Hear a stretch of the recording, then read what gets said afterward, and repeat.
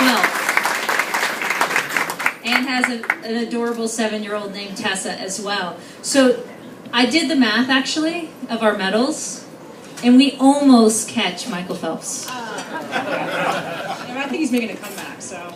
I know. Yeah. What's up with this? Have you talked to him? You know, I haven't talked to him, but when everyone was giving him grief after he retired from this past Olympics, I had tweeted, does anyone want to bet that Michael Phelps will be back in 2016? And he saw it, tweeted me back and said, yeah, I'll bet you. What do you want to bet? And so then I thought, okay, well, I guess he's not. But I don't know, rumor has it he's been staying in really good shape, too. What'd you bet? So, More importantly? No, I was, once he said that, I'm like, oh, okay, I'll back down a little bit.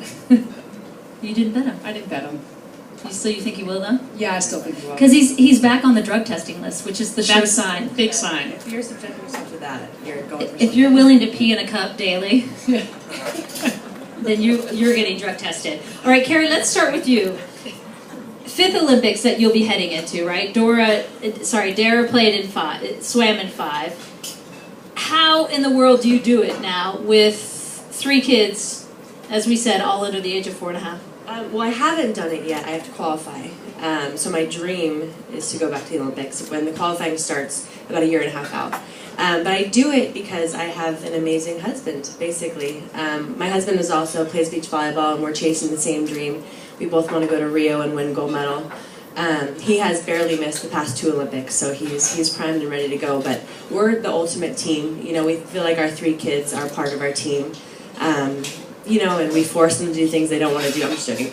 But no, we're really organized. We want it more than anything. You know, when you want something so bad, you're willing to go, you know, through hell and back to make it happen. And we're living our dream, basically. And so we're willing, you know, to go through the madness. I didn't know Casey's going for 2016 He's as well. going for it, yeah. He's 38, my husband, and a lot of people, and I'm 35, and people want to count us out because of our age. And I hate it with a passion. It drives me crazy. I feel like I'm just getting better, and I'm going to be the best out there.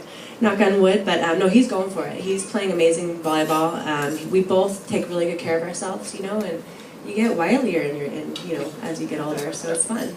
And when you take really good care of yourself, you can pose naked in ESPN, the magazine. Shut your mouth. You shut your mouth. Shoots before and after like you did, which was amazing. Thank goodness for amazing hair and makeup and lighting. That's all I have to Get say. out of here.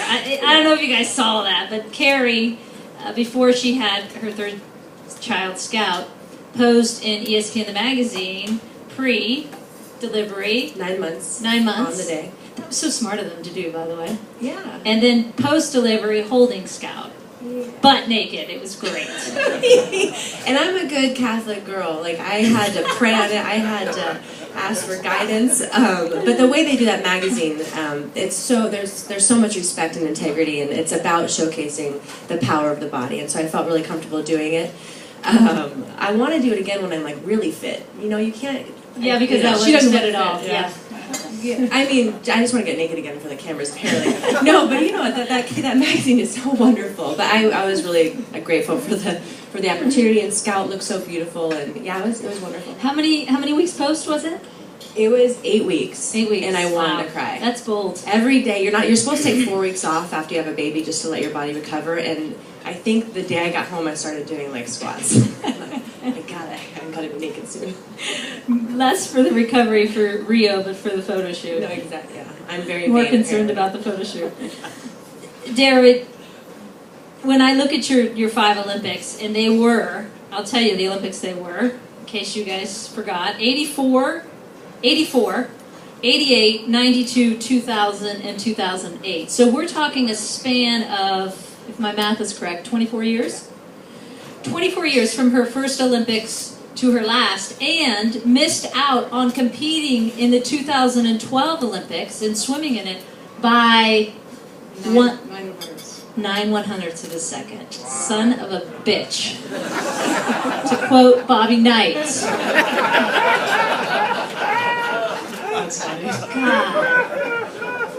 I was doing an over and under on how many goddammits and sons of bitches we were going to get from Bobby today. That longevity is amazing. How? What's the secret? How do you do it? We all want to know. I think some of it's genetics. I think it's just the fact that when I wasn't swimming, okay, let me just back up a little bit. So after I swam in my third Olympic Games in 1992, I was 25 years old, and back then in the Olympic Games, you didn't really see, at least for swimming, you didn't see swimmers outside of college still swimming. They usually went on and got a career, and so for me to be 25 and swim in the Olympics, they called me the grandma on the team, and so at that point I was like, oh, I need to go, get a job and do something because I've been to 3 Olympics and it's time to move on with my life. And so then I retired for 7 years, but I think what happens is, swimming's a very strenuous sport. It's, you're looking at a black line on the pool, going back and forth, and you maybe get like 2 weeks off a year, 3 at the most. If you're Michael Phelps, you don't even get Christmas Day off, but so it's a strenuous sport. And when I would take those breaks, whether it was 7 years or 5 years or whatever number of breaks that I took for those many years, I stayed in shape and it allowed my body to recover. So, they talk about muscle memory and that's all good with the athletic part of it, but I think mentally too, it gave me a break and it made me miss the sport and want to get back in and do it again. And so every time I retired, I fell back in love with the sport again. You said you stayed in shape. You've written books about this. You say that lightly, but I mean, you still are so fit and abs of steel and all of that. So what was the secret with that? Just doing cardio on top of the swimming? Because I know that, like you say, the amount of hours swimmers log is brutal. Well, it was much different when I was younger. When I was younger, I would do more than what the coach would say. Like, I always felt like if I did more, I would be faster and better. What I learned very quickly when you get older, and you'll learn this, you're 35, you're still a young pup, but when you get older, you really have to start listening to your body.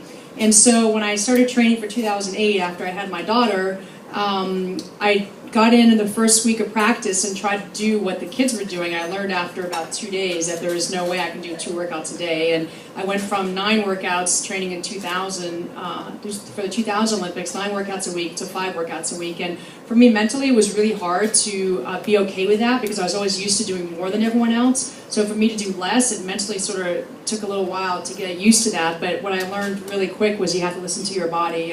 And so, I got into shape really quick, and I don't know, for some reason I just kind of got abs, and then people started focusing on it when they're doing photo shoots, and I don't know, it just kind of took off from there.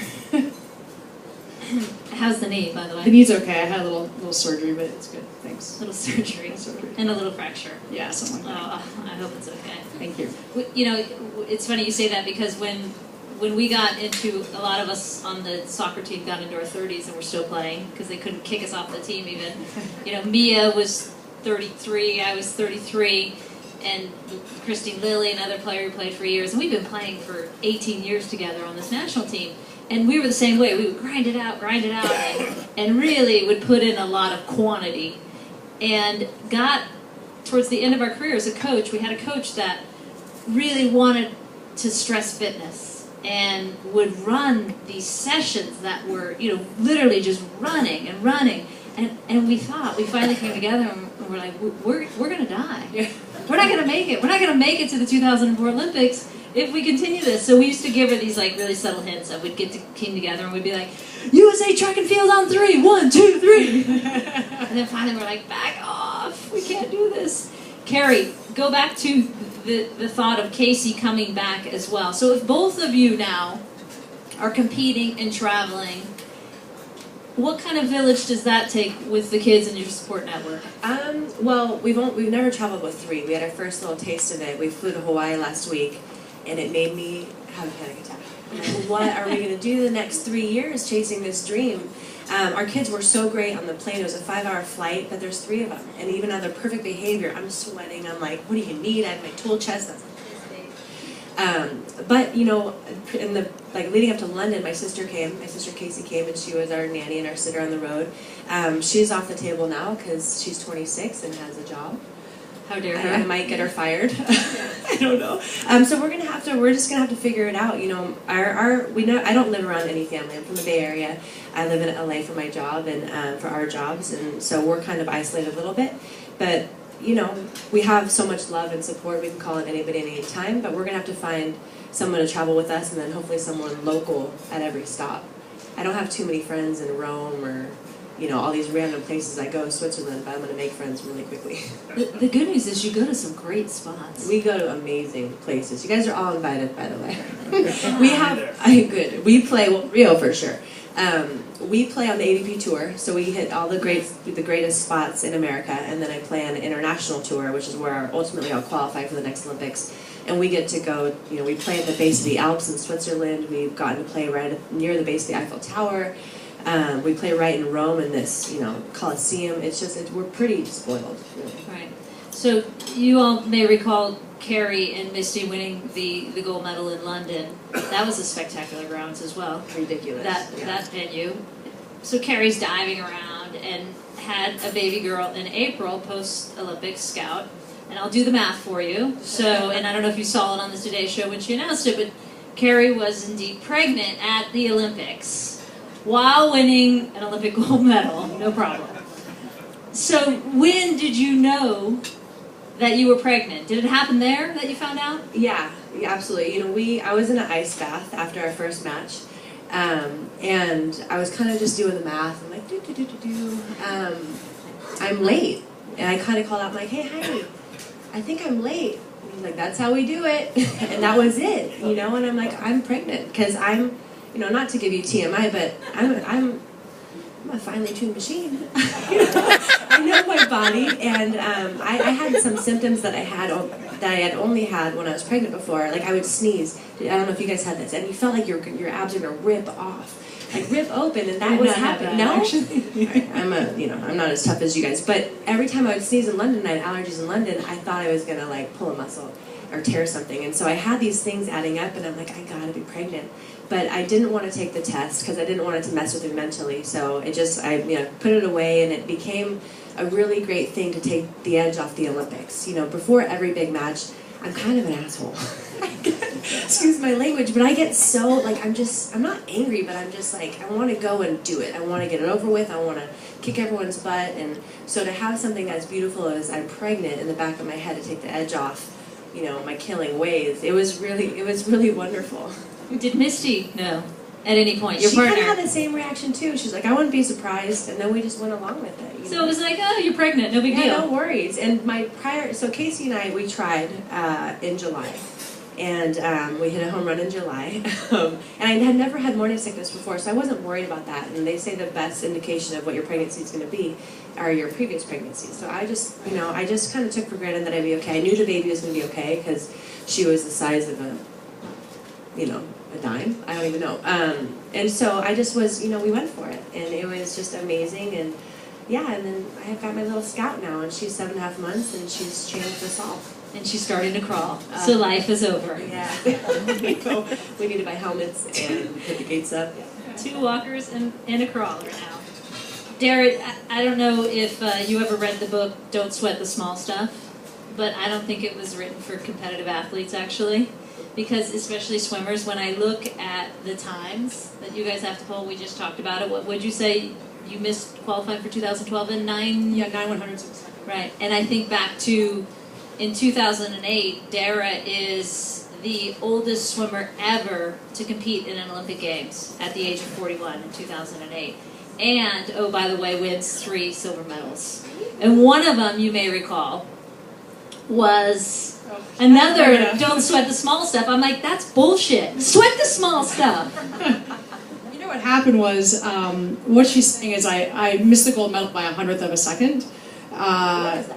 You can't even blink that fast. Right. That's how quick it is. But I'll never forget, like the day before, what happens in, I don't know all the other venues, but for swimming, you're not allowed on the pool deck unless you're in that event at that moment, in that heat, except for officials, that's it. So all the swimmers who were swimming that day, there was always a back area where there's a warm-up and warm-down pool, and then they have all these massage tables, and they have big screen TVs, so you can see what's going on, in the competition pool. So I was sitting there, I was warming up for my race the next day, and I was on the massage table, and Michael Phelps was swimming the 100 butterfly, and this was when he was trying to go for 8 gold medals, and this would have been his 7th one. and all he had left was a relay, and they were pretty much going to win. The U.S. was going to win that relay unless there was a false start. And so I'm watching him swim, and it looks like he's getting beat, and he's getting beat, and he comes into the last probably 5 meters of his race, and he catches the guy and touches, and everyone still thought he was beat, and then they look at the time, and he won by 1/100 of a second. And I'm looking at that poor other guy, I'm like, oh my God, that must suck to lose by 1/100 of a second. I'm glad I've never felt that before. And literally the next day, I got that feeling. So the good thing about swimming, though, is if you want to cuss, just go into water and the bubbles come up and no one can hear you. So it's easy. Oh, man. When I look at the longevity of both of your careers, to be great is one thing. To be consistently great is a different level. So Dara, starting with you first, how have you managed to be consistently great? This sounds so weird. I don't think I'm great, but okay. You know what? For me, when I first started swimming, I was one of those kids that it just came naturally, and when I would get up on the starting blocks, I might have missed a week of workouts, and I would get up and swim fast and break records. And it came really easy for me. I just had this feel for the water that a lot of kids didn't have. Then when I started to develop as a young woman, I kind of lost that and had to start training hard. And I fell in love with training. I hated training when I was little. I watch my daughter now. She's 7 years old. I see her bopping up and down the bottom of the pool and looking with the coaches. And I can't really say anything to her because I did the exact same thing when I was that little. But I fell in love with training. I fell in love with trying to be the best that I could be. And there's just something about wanting to win, and I think all the top athletes want to win. It's not some people say, well, how do you learn that? You don't. It's just either with you or it's not. And I've always been ultra competitive. I have 4 older brothers, and I've always wanted to win at everything I do, whether it was at a young age of being the first one in the car, to being the first one finishing dinner at the dinner table with 4 brothers. I just always wanted to win. So that's always been with me, and I think that I've been very fortunate to surround myself with great coaches, especially the last couple Olympic Games that I trained with. I tried different training. I came from old school where the heavier weight you lift in the weight room, the stronger you'll be, in the pool. But it's really the most efficient you are in the weight room, you'll be the most efficient in the pool. So you see someone like a Michael Phelps who's up there. He's kind of gang. He has a nice body and everything, but he's not the strongest one out there. But he is the most efficient swimmer in the pool. And so I think I learned a lot over the years and surrounded myself with the best people in their fields to really help me be the best I can be. Great, Kerri. Yeah, I think pretty similar. I think above all, I'm just a geek for my sport. I love it. I started playing when I was 10 years old, and I fell in love with it. I'd go up and down my parents' hallway doing the approach, and I'd look in the mirror and work on my arm swing. And to tell you the truth, I was looking in the mirror before London working on my arm swing, and that's the love I have for my sport. And I want to be the best that I can be. My whole, growing up, my whole life, I always want to be better than everybody. I want to be the best girl at everything. I want to be, faster than the boys. And then at some point, I turned a corner, and I just wanted to be the best me, because it was, but comparing myself was taking me off my game, because I was just too worried about other people. And I feel like to be great, you just focus on yourself, and everything else falls into place. And so I have so much more in me, and I'm just, I'm competing against myself, and I absolutely love it. And I've absolutely been so blessed to play with amazing partners who hold me accountable, who I can lean on, who trust me and who push me. That includes people off the court, my coaches, my husband. And it takes a village. The only bummer about being Olympian and winning a gold medal is that your crew can't be on that podium with you, because there's so many people behind you. Including the people who just support you, with love and all that stuff. So I've been surrounded by people who are better than me, who inspire me, and I'm a geek. I love it with all my heart. It hasn't waned, not ever. Well, in that competitiveness, is something obviously that's a common denominator, I think, between all Olympians and ones who have achieved for a long time. The thing that always fascinates me, though, is Dara said, it's something that's born inside you. That's innate. And for girls, though, do you feel like still today we are discouraged to be competitive? This is a topic of conversation for decades about how we are teaching our kids to compete, and girls versus boys sometimes differently? I don't think as a girl it's any different. Like I feel like today kids are told, don't celebrate too much, don't compete too hard because you're going to make someone else uncomfortable. Like AOASO, everyone gets a trophy. I mean, come on. Drives me nuts. Drives me crazy. I want to throw out my little boy's trophy. Is that terrible? Oh, no. Yes. I was like, oh, they give them to everyone. Oh, which is a great thought. Like, in theory, it's great, but in reality, it's like you have to earn these things. You have to take pride in that. And so that's where I come. But no, I have never, you know, I was talking to Tony last night. I'm like, Tony, my goal is to be on a panel with men and women. You know, I love the fact that I'm here with amazing, strong women, but we're athletes. Like, I want to be mixed with the best. You know, and so my whole life, it's because people have looked at me like, you're just an athlete. You know, I've taken the female out of it, and I'm just an athlete. So I've never been subjected to that. It took me a while to get comfortable with my competitiveness because I felt like maybe I was too aggro sometimes. You know, if I'm playing gin, I want to kick your ass. Whatever I'm doing, I want to win, you know, and some people have a problem with that. And I know it makes them uncomfortable, but I'm loving it. I'm having so much fun. Don't mess with me in Pictionary, by the way. Oh, really? Yeah, get out. Okay. Yeah, I'm terrible at that, but I try really hard. But you know, no, so I haven't had to deal with that, and I think being competitive is a beautiful thing. I think it elevates everything, but you can't, you know, you have to do it a certain way, I guess. You know, when I went to college, the men and women swam together. Nowadays, you just have the women's team and the men's team. When I trained for the last 2 Olympic Games, I trained with men. I don't know, I feel like I'm pushed more if I'm training with men than I am with women for some reason. I don't know, like, if that's ever happened with you guys, but I like it when we mix, you know, and I like the attitudes of guys and training with them and, you know, just, I don't know, being in the same atmosphere with them. It's just, there's just something about being around guys, and when the girls are at the guys, it kind of pushes the girls more, I feel like. And, you know, I see my daughter, and I see her, you know, at swim practice, and they have the boys and the girls together, and, you know, when they're so young, the girls are faster than the boys, and it's just kind of fun to watch because they get so pissed off. But it's just fun to watch that, and then when you see them get a little older, that kind of changes. It was kind of fun to watch the girls just really rip on the guys.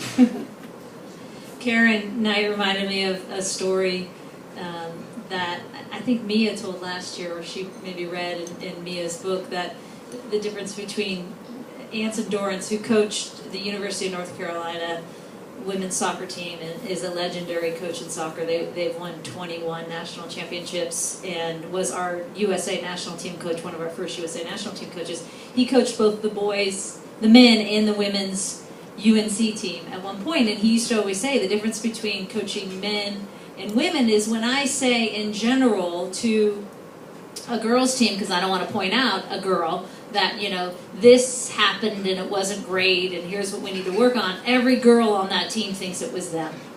Oh my gosh, that was me, that was my fault. He goes, when you're coaching boys and you say the same thing happened, they're like, it was Jerry over there. He sucks. And I think, you know, you can obviously see the strength in the women's side of it, but I think we need a little bit more of that on the field, which is, to your point of it may be a reason why training with men is sometimes a little bit harder, because they're like, fuck you, get out of here. I think that's why I like it, though. Yeah, absolutely. Just go to work, and like for my husband, like I train against him, and he helps me train a lot. And if I'm setting him a ball and it's a bad set, I'm like, like even just right after I set it, he's like, don't do that, don't have that reaction. And he's, you know, and I like want to be perfect. He's like, that's fine. He's like, don't grunt and make me miss the hit. Like, and I've just learned like little things that I think I certainly do, that I think a lot of females do. You know, we just have reactions to everything where it's like, just deal with it as it goes, you know. And to me, I'm not making a big deal out of it in my head. I'm just, you know, expressing it at the moment and it's gone. But I've learned a lot from him, just to shut up, I guess. For over 12 years, Kerri, you were partnered with Misty May, won 3 Olympic gold medals together. And now, with all these changes, besides having another child in your life, you have a new partner. How did that conversation start with you and April Ross? It's actually a really fun story, I think. She was the only one I wanted to play with after London, and I knew it. I knew about it. Misty's last tournament was going to be at the Olympics, and so I've been thinking about it for a while. And we had won the gold medal match. The last point went down, and we're shaking hands on the net. And I give April a hug, and I say, okay, now let's go win Rio. And it happened on the court in London after the gold medal match. And it was so crazy. Did a partner here? No, I whispered, yeah. But she was like, yeah, funny, whatever.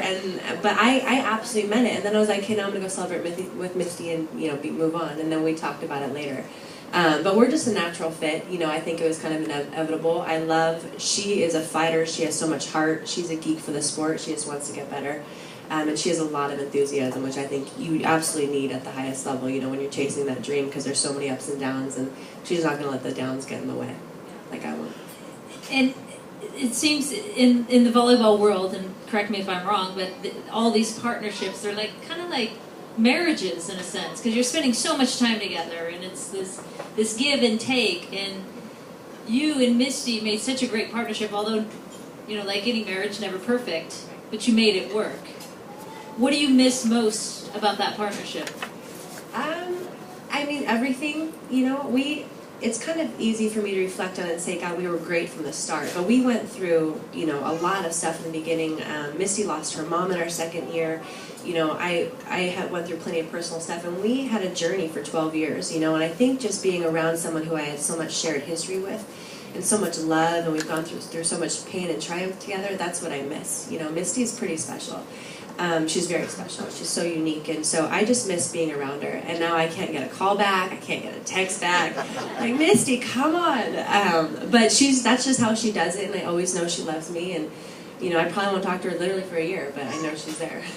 It's weird. I know it's weird. Yeah. But she's there. She's just Misty May Trainer. And you guys never run into each other? And No. We're both busy, and chasing different dreams. And what is she doing now? She is running camps and clinics, and she just had knee surgery, so she's rehabbing. She's coaching at USC, which is ridiculous. I mean, how do you coach the Trojans? I'm just kidding. I'm a Cardinal.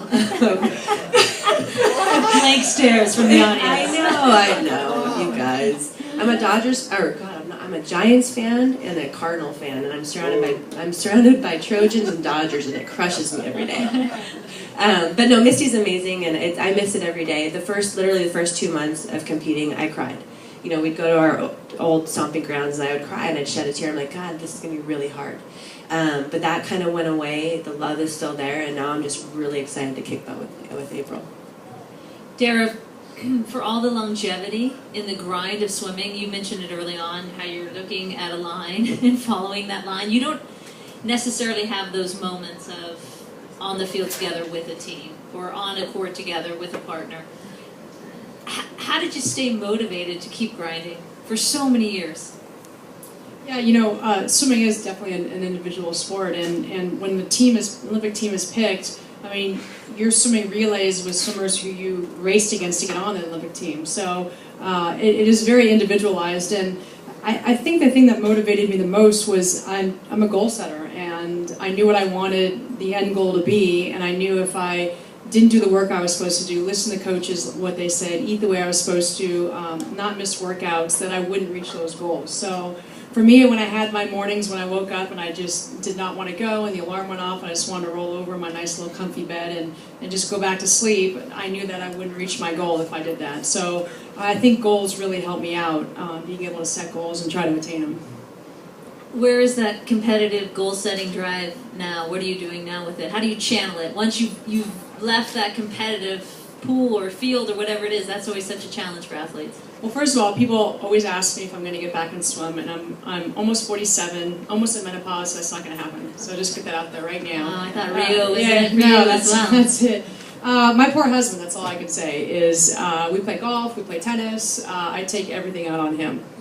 So he doesn't have a chance. No prayer. So, I think what happens is, you're always going to have competitiveness. That's one thing I learned is after I took time off, I didn't retire from the sport thinking I'd ever get back in, but I'd retire, come back, retire and come back, and it just kind of became a little bit of a pattern. But I think that what happens is you realize that you still have competitiveness. Like, it's not something that just dies. as you get older. And when I started my last Olympic trials in 2012 and I just missed the team, I think my mother and my daughter, my 7-year-old, were more upset than I was for not making the team. Like for me, it was like, okay, I gave it everything I could. There was nothing else I could have done. I got 4th place, and you know, it was time to move on. And I was okay with it. That was the first Olympic trials where I was okay with moving on and realizing that, okay, my swimming career is over. I have other stuff ahead of me. So, like I said, I take it out on my husband when we compete against each other. I remember seeing you though at the London Games. Yeah. And said, "How are you doing?" I'm pretty sure I said okay, right? You were like, "This sucks." Okay, well, maybe it did at that point. I might have just come back from watching swimming, and you know, but you know, I mean, but it was, but I mean, normally I would have been crying and upset, and I really wasn't. I mean, it sucks to not to go there and know what's going on back behind the scenes and the Olympic Village and just having that camaraderie and stuff, but and knowing that you're not going to be doing it anymore, but I was still okay with it. I don't know how to explain that, but I still, like, it was almost like, okay, now I can move on with my life. Favorite Olympics out of all of them? Probably Sydney, Australia. They just put on you went, right, to those? Yeah, so I would have to say Sydney was probably my favorite. I don't rate an Olympics off how I do. It's more so the city and how it was put on and the people I met and how nice everyone was, and just something about Sydney just really kind of stuck out. I never saw my family the entire time in Sydney. I'd be like, "Are you guys going to come and hang out?" No, actually, we're at the, do you remember AT&T had that big Friends and Family? It was right on the harbor. It was like lobster, open bar. Yeah. I was like, if I'd known about this, we would have lost earlier. We lost in the finals, and I was already mad about that to Norway.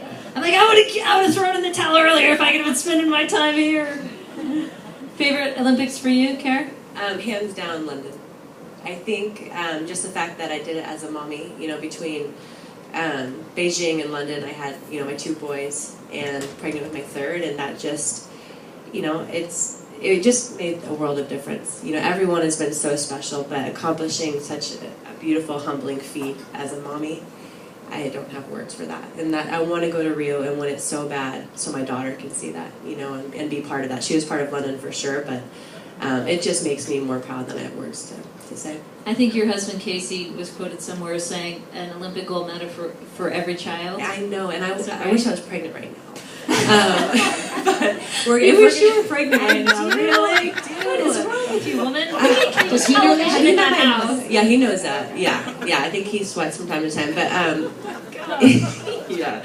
You know, he says, you know, I have to earn my babies, so 1 gold medal per baby, and you know, I want to keep the door open for number 4. But you know, yeah, I want him to win a gold medal so bad. You know, twice this year we were both in the finals of a tournament, which doesn't happen really for married couples, and we both won the Manhattan Open, and we both made the finals in an FIVB World Tour Grand Slam, and he got 2nd, and my partner and I won it, and so it's so possible, you know, and so I might put the onus on him, honey, we're not going to have a 4th unless you win a gold medal, so I might do that. Yeah. Aww.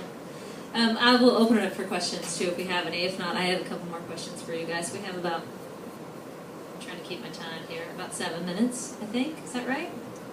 10 minutes? Yes. Hello. You're amazing athletes, but I wondered if you could speak to the point of what part coaches play in your success and what makes a great coach. I'll start. I've had many coaches. I think the biggest thing for an athlete, as far as a coach goes, is to be able to communicate. I think a lot of athletes are intimidated by coaches, you know, if you have something going on or you know, just something else happening and you're not performing the way you should in practice or something's going on, you need to be able to communicate with your coach, and I think that's big. And I was very fortunate.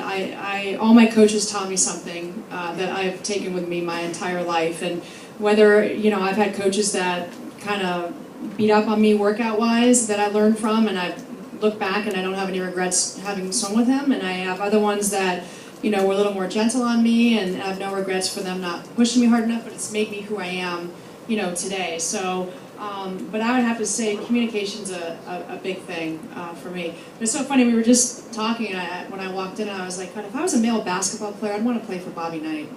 It's just something, I don't know, it would have been he's like the type of coach that I would have like thrived under. So, hey. Anyway, just thought I'd throw that in there.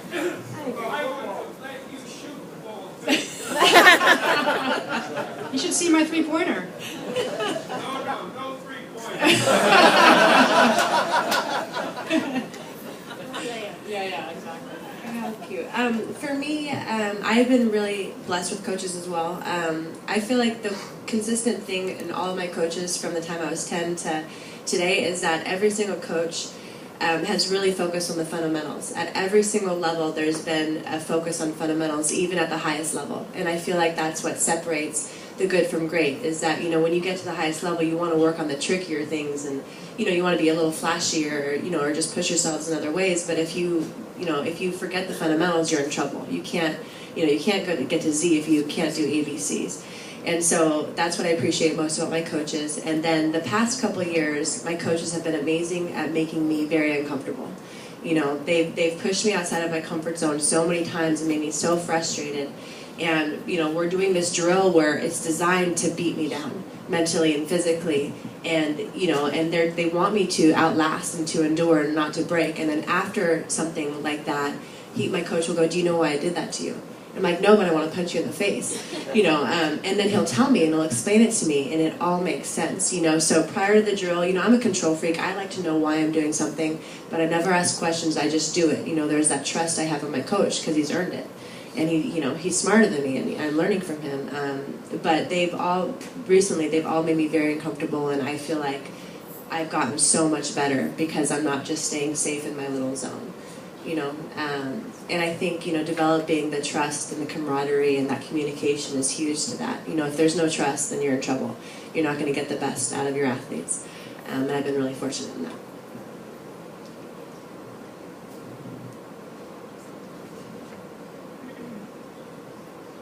Any other questions? I have one.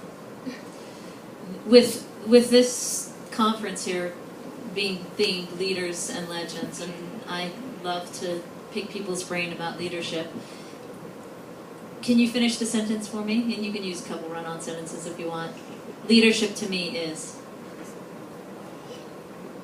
Living by example. Leading by example, I guess.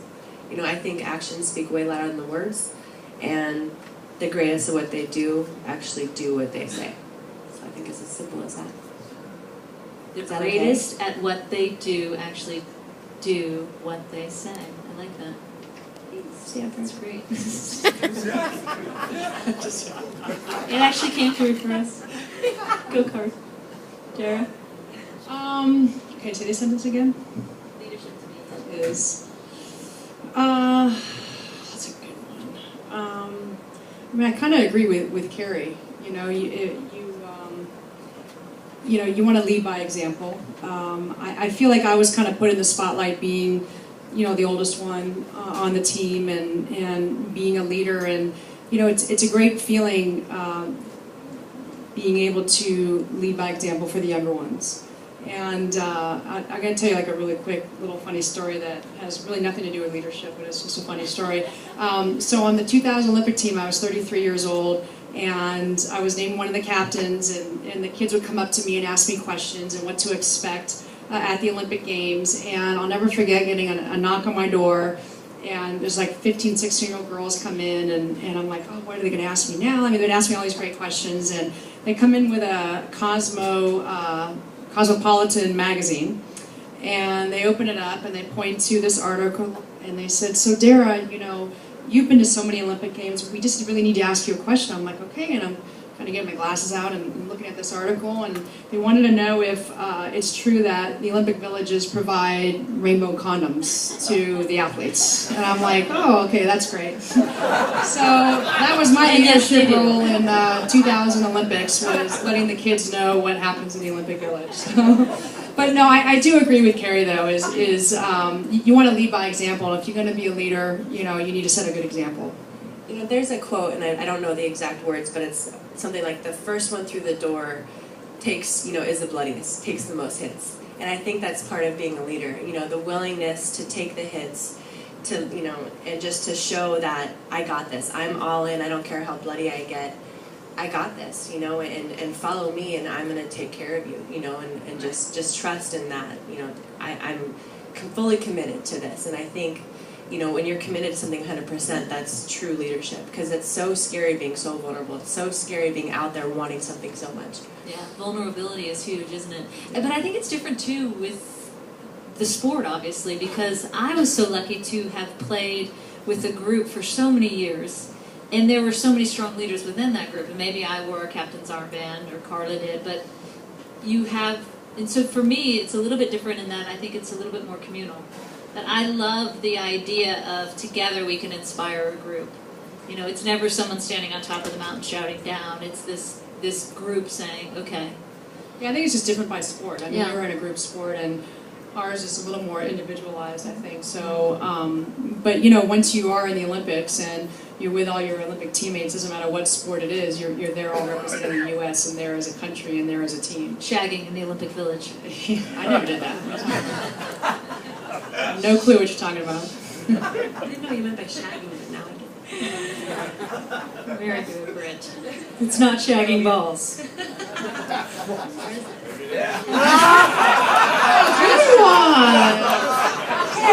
I Tony, you see what happens when you put chicks on the stage? It turns dirty I fast. play beach volleyball. We shag balls every day. Right, of course you do. You have 3 kids. Who wants to be pregnant again? All right, final chance for questions. Anyone else? Yes. I raised 2 daughters, and I noticed very, very quickly that they really weren't given the justice that should have been given to women as it was to men. And when my daughter started at the University of South Florida, we're fortunate enough to have a president that decided that the sports just wasn't parceled out correctly. So she basically instituted soccer, which my daughter played collegiate soccer and was fortunate enough to be. The timing was great. So where do you think we need to go? Because I know we've gone quite a ways, and you guys are talking about Olympics, but when you start talking about professional sports for women, they're extremely limited. And what do you see in that in the future, and people like yourselves or role models? Where do you see your place in promoting that? That was actually one of my questions for Kerri that we didn't get to, was with women's professional volleyball and men's as well. It's surprising to me that they've had such a struggle getting it to a consistently attractive place where there's fans and sponsors and television revenue. You have naked, beautiful people playing volleyball in these beautiful environments, and it's fun to watch. I'm like, that's a no-brainer to me. I'm serious. How can you not sell that? That's what's crazy. I don't What has know. been the issue, you think? I honestly, there's such a disconnect between the love of my sport in particular and the love of female sports in college. Like collegiate women's athletes and teams are doing great, and there's high demand and they're successful, but there's a disconnect from the love of that and the promotion of it, or the embrace, you know, by the public. And I don't know what the answers are. I mean, I prance around in a little bikini, and I can't get people to tune in. You know, maybe I got to go smaller, I don't know, or bigger in other areas, I don't know, but I don't want to do that, you know. It's really baffling to me, and as a professional athlete, you know, as a woman, I want to lead the sport the best ever, you know, by my standards, and that winning takes care of that, and I'm planning on winning until I go out. You know, and if you were to compare someone in my situation to, you know, a man on, you know, in another sport in the same situation, it's just, you know, I'm just not even in the conversation, you know, and people, they just don't look at us that way, and it really pisses me off. And it's no disrespect to the men, like I feel like I'm an athlete, like I said earlier, and I don't know why we can't break through that barrier. You know, we have great sponsors, but they're more promoting the lifestyle and, you know, and being the mommy in me, and I'm like, I'm so proud of that. That's what I'm most proud of. But I'm an athlete, I'm a winner, you know, and that's, you know, I don't know why that message isn't out there. I think it's hard too, for soccer, it's hard to sustain on a week in and week out basis. There's a ton of nationalistic pride around World Cups and Olympics, and those are easy, you know, for swimming, you see the same thing.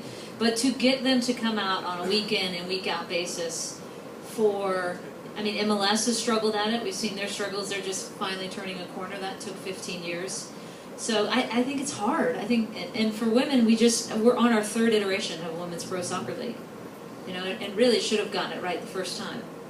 I don't think that it's impossible, though. I do still think there's great potential out there that's not being tapped into, if it's done right.